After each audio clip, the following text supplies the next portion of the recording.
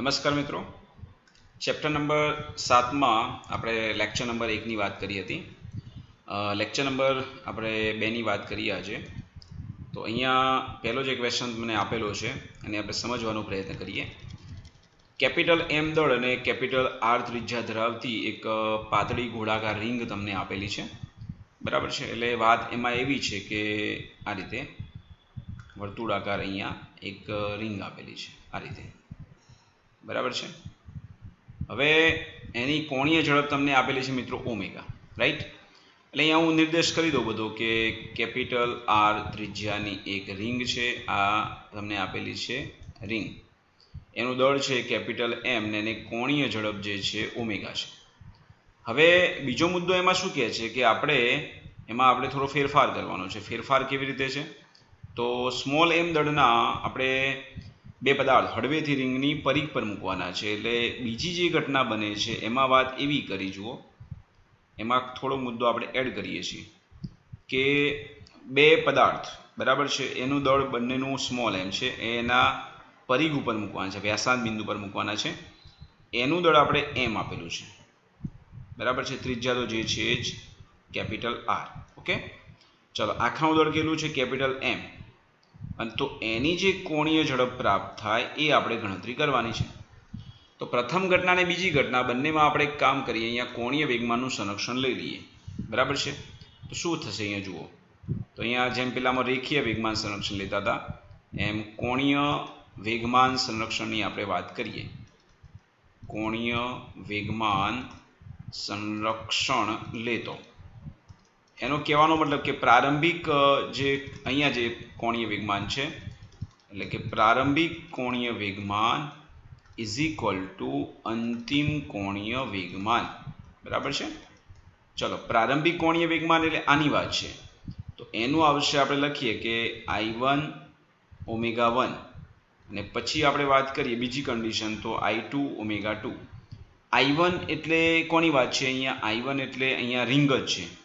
તો રિંગ માટે જડત્વની ચાક માત્રા તમે શું લેશો?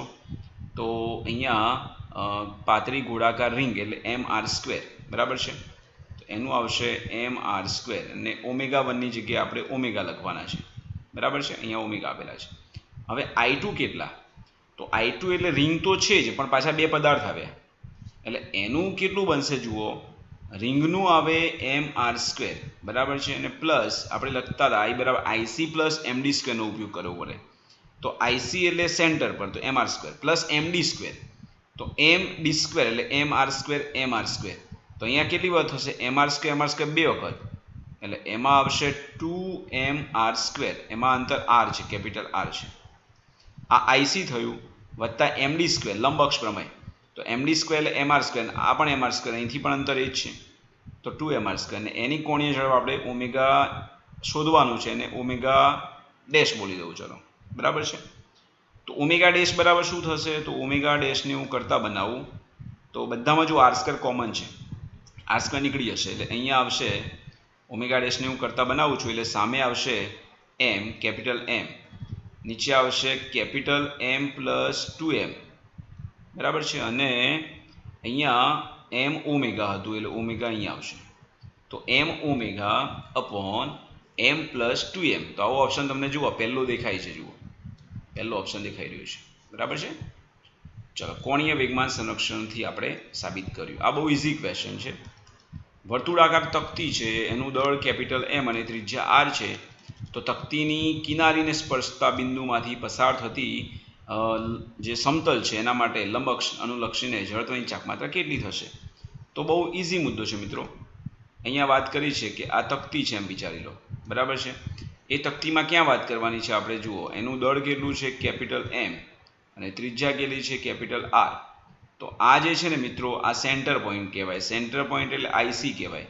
આપણે અહીંયા કિનારીને સ્પર્શતા બિંદુએ અહીંયા આપણે I શોધવાનું છે. તો આપણે મિત્રો લંબ અક્ષ પ્રમેય એટલે કે I બરાબર તમે IC પ્લસ md² યુઝ કરી શકો છો, બરાબર છે. IC એટલે તકતી છે, તકતી છે એટલે mr²/2, બરાબર છે, પ્લસ md².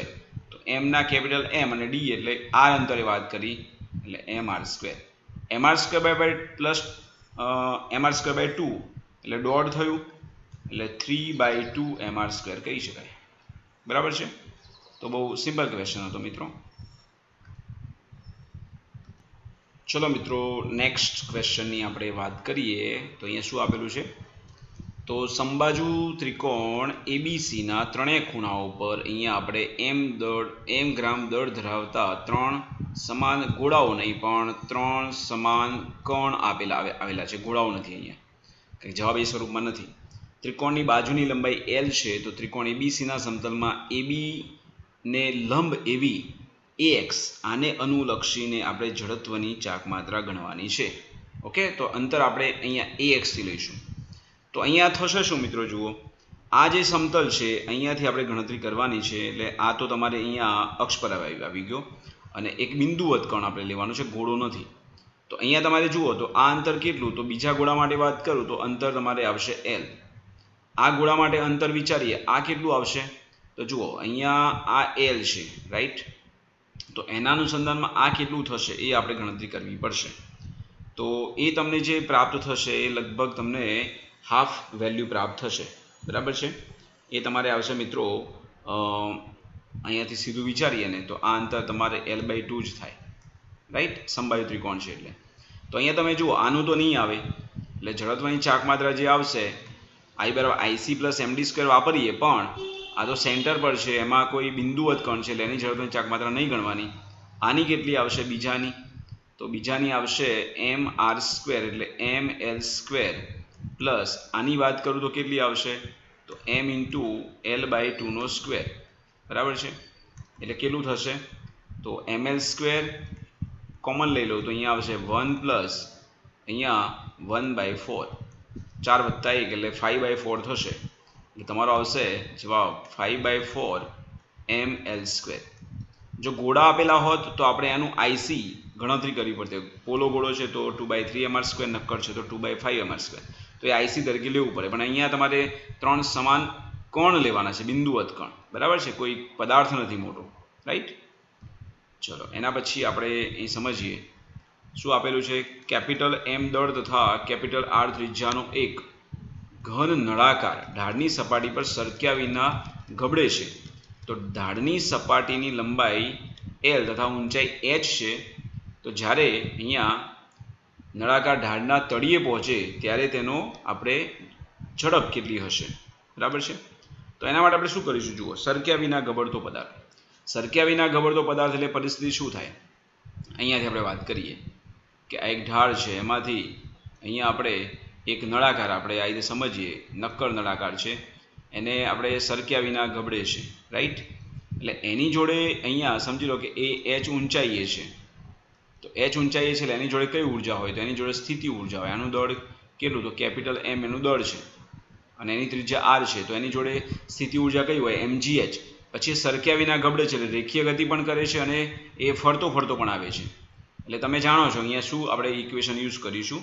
તો અહીંયા તમે જે સમીકરણ વાપરશો મિત્રો આવું થશે કે એની જોડે જ્યારે h ઊંચાઈએ છે તો એની જોડે એની જે સ્થિતિ ઉર્જા છે mgh છે, કેપિટલ M લખું. અને એનું કન્વર્ટ શામાં થાય? તો ગતિ ઉર્જા. પણ ગતિ ઉર્જા બે પ્રકારની છે. ગતિ ઉર્જા એક છે તમારે 1/2 mv² અને ચાક ગતિ ઉર્જા તમારે આવે 1/2 I⍵², રાઈટ?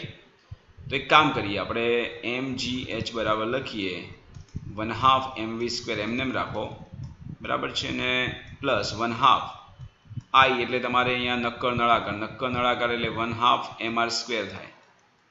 બરાબર, mr²/2 તકતી જેવું. ઓમેગાનો મતલબ આપણે v/r કરીએ તો હું લખું કે v/r². આવું લખી શકાય? ચલો, તો ધેરફોર અહીંયા હું સાદરૂપ આપું નીચે.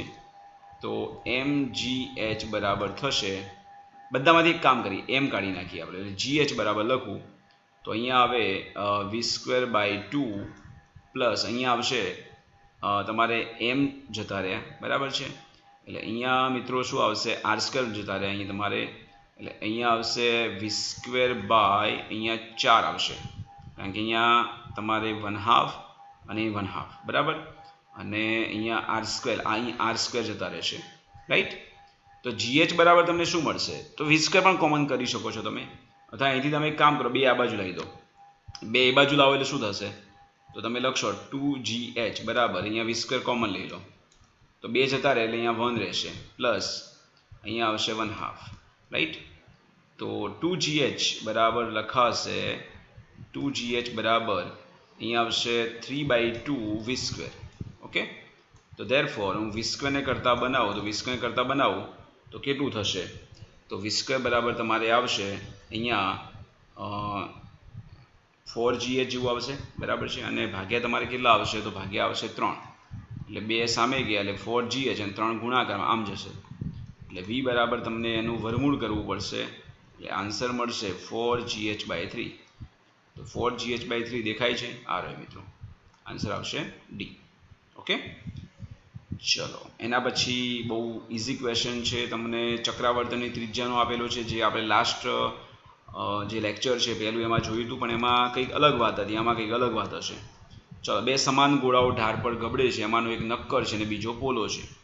તો એ નક્કર ગોળાની જડત્વની ચાકમાત્રા અને પોલા ગોળાની જડત્વની ચાકમાત્રાનો ગુણોત્તર કેટલો થાય? જડત્વની ચાકમાત્રા આપી છે, ચક્રાવર્તનની ત્રિજ્યા પણ કહી શકીએ। તમને જો અહીંયા નક્કર ગોળો આપેલો છે, ચક્રાવર્તનની માગી છે કે જડત્વની ચાકમાત્રા, ખાસ ધ્યાન આપ્યું છે, નક્કર ગોળો છે તો એના માટે તમારે જડત્વની ચાકમાત્રા આવે 2/5 mr², અને પોલો તમારે ગોળો છે, એ ગોળાની જ વાત છે, પોલો ગોળો છે તો એ તમારે આવશે 2/3 mr²। આ બેનો મિત્રો ગુણોત્તર શું થશે? તો નક્કર ગોળાની અને ભાગ્યા પોલા ગોળાની આ બેનો ગુણોત્તર લો એટલે આ તમને I1 કહું ને I2 કહું, તો I1 ભાગ્યા I2 તમારે શું આવશે? તો 2 mr² જતા રહેશે, અને પેલામાં 5 પેલામાં છેદમાં છે, 3 છેદના છેદમાં ઉપર આવશે એટલે 3/5 જવાબ તમારો સેટ થશે, એટલે આન્સર આવશે મિત્રો એ। બરાબર છે। ચલો એના પછીનો જે પ્રશ્ન છે અહીંયા ન્યૂટનની ગતિના બીજા નિયમ પરથી થોડીક વાત છે। ક્રિકેટ બોલમાં બોલર 0.5 કિલોગ્રામના દડાને 20 મીટર પર સેકન્ડની ઝડપથી ફેંકે છે। બેટ્સમેન બેટ ઉગામે ત્યારે દડો બેટની સપાટીને લંબરૂપે અથડાઈને વિરુદ્ધ દિશામાં 30 મીટર પર સેકન્ડની ઝડપથી પાછો ફરે છે, અને સ્ટ્રેટ ડ્રાઈવ કહેવાય, સીધો સીધો માર્યો એટલે વિરુદ્ધ દિશામાં। જો દડાને બેટ સાથેનો સંપર્ક સમયે એ દડો જે સંપર્કમાં આવે છે 0.1 સેકન્ડ હોય તો બેટ પર લાગતું બળ કેટલું હશે? બહુ મજાનો ક્વેશ્ચન છે, અને આવા પ્રશ્નો આપણે ઘણા બધા ગણેલા છે પહેલાં પણ। ચલો શું કરશો? ફર્સ્ટ ઓફ ઓલ ધ્યાન આપો। તો પરિસ્થિતિ મિત્રો અહીંયા એવી છે કે એક બોલ છે બરાબર છે, એ બોલને સમજો કે આ બોલ છે એ આ બાજુ આવી રહ્યો છે, એની ઝડપ જે છે એ આપણે બોલીએ કે v1, એ v1 તમને આપેલી છે 20 મીટર પર સેકન્ડ, હું ધન દિશા લઉં, એનું ચોક્કસ દળ છે। અહીંયા બેટ આવેલું છે, એ બેટ જોડે દડો અથડાય અને ફરી પાછો આવે છે બરાબર છે। હવે અહીંયા દડો અથડાયો અને ફરી એ દડો પાછો જાય છે, તો આ જે છે મિત્રો v1 એ ધન આવશે, અને અથડામણ પછી એનો વેગ જે છે ઋણ આવશે, એટલે v2 માઇનસ આવશે। કેટલા આપેલા છે? તો એ તમને આપેલા છે 30 મીટર પર સેકન્ડ બરાબર છે। ચલો સંપર્ક સમય તમને આપી દીધો છે, તો એક કામ કરીએ, ફર્સ્ટ ઓફ ઓલ આપણે કામ કરીએ, ડેલ્ટા પી ગણી નાખો। ડેલ્ટા પી છે એ વેલ્યુ આપણે પ્લસ જ લેવાની છે, ડેલ્ટા પી એટલે મતલબ થશે P2 માઇનસ P1। હવે P2 એટલે શું? તો P2 એટલે તમારે લખવું પડે mv2, અને P1 એટલે mv1, એ પણ માનાંકમાં। m કોમન લઈ લો તો તમે લખશો કે v2 માઇનસ v1 બરાબર છે। હવે v2 ની વેલ્યુ તમારે માઇનસ લેવાની છે, એક કામ કરીએ, અહીંયા v2 આપણે -30 લઈશું, તો m કેટલા છે? m એટલે દળ એટલે તમારે 0.5 લેવાનું છે। v2 એટલે -30 અને માઇનસ v1 એટલે +20, તો આ તમારે થશે -50 બરાબર છે।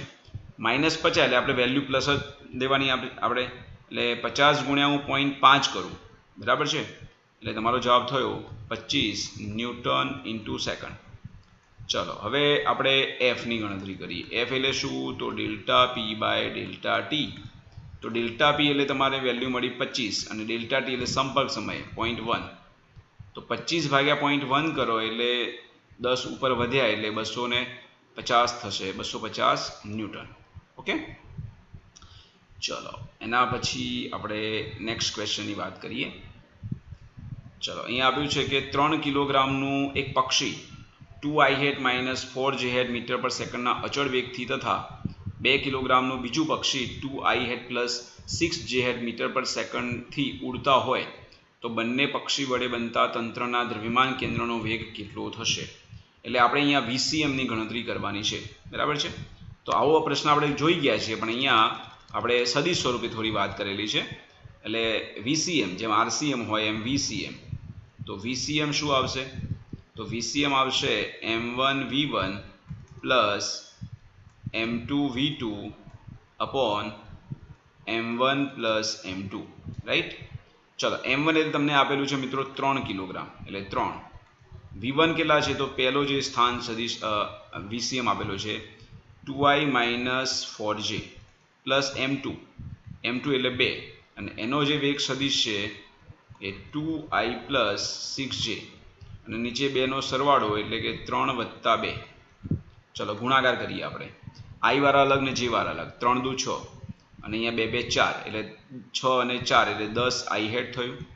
અહીંયા જુઓ તમે 3 4 12 -12, અને 6 દુ અહીંયા 12, એટલે મતલબમાં એ વસ્તુ નીકળી જશે, એટલે તમારે અહીંયા બીજો ઘટક તમારે 0 આવે છે, અને ભાગ્યા તમારે કેટલા આવશે? તો 3 અને 2 એટલે 5, એટલે આ જવાબ શું? તો 10i + 5 એટલે તમારે આવશે 2i, અને તમારે બીજો ઘટક આવતો નથી એટલે 0j હેડ, એવું કહી શકાય। તો 2i + 0j એટલે મતલબ બીજો ઘટક y ઘટક જે છે તમને પ્રાપ્ત થતો નથી, બરાબર છે। ચલો એના પછી આપણે વાત કરીએ પદાર્થનું કોણીય વેગમાન જે છે એમાં આપણે 50% વધારો કરવામાં આવે તો એની ગતિ ઊર્જા ખાલી જગ્યા વધે, ઓકે। ચલો પદાર્થનું કોણીય વેગમાન, હવે કોણીય વેગમાન આપણે 50% વધારીએ તો ગતિ ઊર્જાનો સંબંધ આપણે શું થાય એ પહેલાં આપણે સમજ હોવી જોઈએ। એ તમને નીચેનો જે ક્વેશ્ચન આપેલો છે એમાં એ માહિતી તમને આપેલી છે, તો ફર્સ્ટ ઓફ ઓલ હું પહેલાં એની વાત કરી લઉં, પછી તમને આઈડિયા આવશે। ચલો આપણે અહીંયા સમજવાનો પ્રયત્ન કરીએ, આ પ્રશ્ન પહેલાં સમજીએ તો તમને આઈડિયા આવશે। કોણીય વેગમાન L અને તમે ગતિ ઊર્જા જે છે ચાક ગતિ ઊર્જા એનો આપણે સંબંધ મેળવવો છે। તો જુઓ મિત્રો અહીંયા ગતિ ઊર્જા એટલે આપણે ચાક ગતિ ઊર્જાની વાત છે। તો ચાક ગતિ ઊર્જા તમે શું લખશો? જેમ રેખીય ગતિ ઊર્જા તમે લખતા હો ને કે 1/2 mv², તો અહીંયા 1/2 m ની જગ્યાએ i અને v² ની જગ્યાએ ω² આવે, બરાબર છે। આપણે અહીંયા સંબંધ જે બનાવવો છે આપણે એ L અને K નો બનાવવો છે, રાઈટ। હવે તમે અહીંયા L કેવી રીતે લાવશો હું તમને સમજાવું છું। જેમ તમે આ સમીકરણ સીધું પણ લખી શકો છો કે તમે ગતિ ઊર્જા બરાબર લખો છો કે p²/2m રેખીય ગતિમાં, તો એના પરથી પણ આવી જાય કે k બરાબર શું થાય? p એટલે રેખીય વેગમાન, તો ત્યાં તમારે આવે L²/2i, આવું આવે। તો કદાચ એ આઈડિયા હોય તો પણ આવી જશે, તો એક કામ કરીએ આપણે સીધું જ એપ્લાય કરી લઈએ એટલે પ્રોબ્લેમ ના થાય। તમે ચાક ગતિ ઊર્જામાં p²/2m જાણો છો, તો સીધું અહીંયા એપ્લાય કરી દો। ચલો વાંધો નહીં, આપણે જાણીએ છીએ રેખીય ગતિ ઊર્જા છે 1/2 mv² અથવા p²/2m, તો અહીંયા જે મિત્રો આવશે એ આ રીતે આવશે ચાક ગતિ ઊર્જા, એટલે તમે એને L²/2i લખી શકો। કેવી રીતે બનાવ્યું આ સમીકરણ? તો પહેલામાં આ સમીકરણ આ રીતે છે, જુઓ રેખીય ગતિની અંદર આ સમીકરણ k બરાબર આના પરથી બનાવ્યું, p²/2m પરથી આપણે એપ્લાય કર્યું, તો ધેરફોર સંબંધ શું બનશે અહીંયા? તો આપણે જડત્વની ચાક માત્ર i, તો i ને હું કરતા બનાવું તો L² અહીંયા k છેદમાં આવશે એટલે L²/2k। તો એનો જ ઉપયોગ આપણે ઉપર કરવાનો છે કે પદાર્થનું કોણીય વેગમાન આપણે 50%નો વધારો કરીએ તો ગતિ ઊર્જામાં શું થશે? તો જુઓ કોણીય વેગમાનની વાત છે L અને ગતિ ઊર્જાની વાત છે, તો બેનો સંબંધ શું? તો એની વાત આપણે કરીએ। અહીંયા ધ્યાન આપો, અહીંયા ધ્યાન આપો। ચલો k નું સમીકરણ આપણે મળ્યું L²/2i p²/2m પરથી। હવે વાત છે અહીંયા વેગમાનમાં 50%નો વધારો કરો, એટલે મતલબ અહીંયા શું છે કે k ચલે છે L², બાકી બધું અચળ છે। તો અહીંયા L માં આપણે 50%નો વધારો કર્યો એટલે તમે કેટલું કર્યું? 1.150 કર્યું ને, 50% વધ્યું એટલે 1.5 કહી શકાય। તો જુઓ મિત્રો એમાં એવું કહી શકાય L માં આપણે 50% વધારો કરતો, 50%નો વધારો કરતો L જે છે L ડેશ કેટલા થશે? તો 1.5 L થશે, 150% વધ્યું કહેવાય। તો ધેરફોર અહીંયા આપણે કામ કરીએ, અંતિમ ગતિ ઊર્જા એટલે હું બોલું k2, તો k2/k1 અથવા સીધું એપ્લાય કરો તો પણ ચાલી જાય।